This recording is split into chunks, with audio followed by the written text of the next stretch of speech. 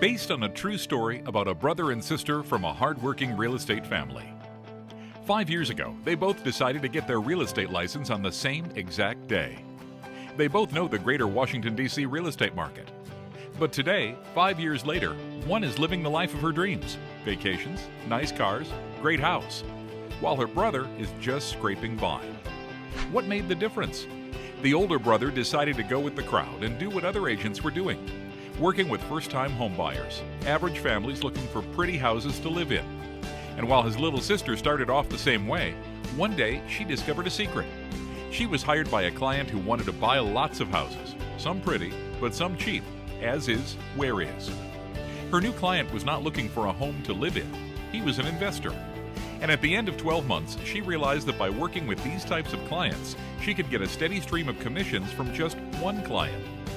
At first, she was hesitant to work with investors because she had heard they pay rock-bottom prices for properties, which cuts into commissions.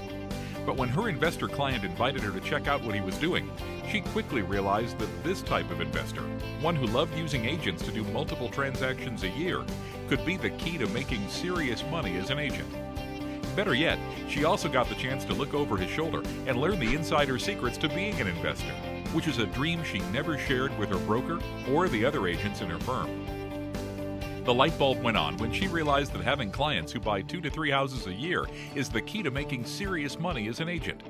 Whereas her brother was always chasing clients because the average homeowner is only good for one deal. And they never call you back when they're ready to move in 5 to 7 years.